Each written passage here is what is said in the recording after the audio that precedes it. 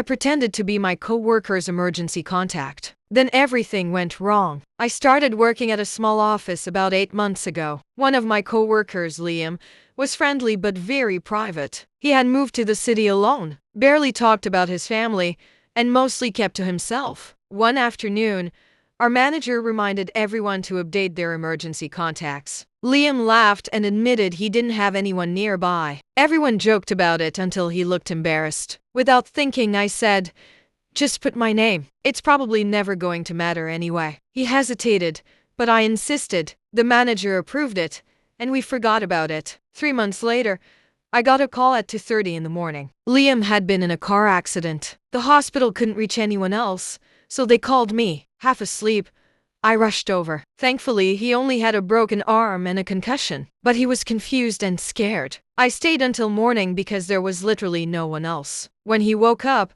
he thanked me over and over. After that night, we became actual friends. We started grabbing coffee after work, watching movies with other co-workers, and helping each other with random errands. It was completely platonic. Then things got awkward. One Friday, his parents suddenly showed up at the office. Apparently, the hospital had eventually contacted them after finding old records. They had driven several hours because they thought something terrible had happened. His mom looked at me and asked, "Are you the girlfriend?" Before I could answer, one of my co-workers laughed and said, "Basically." Everyone laughed, except Liam. He immediately said, "No, she's just my emergency contact." His mom smiled politely, but I could tell she didn't believe him. For weeks after that, she'd send homemade food addressed to both of us. His dad kept asking when we'd make it official. We kept correcting them. Nobody listened. Then, during the company holiday party,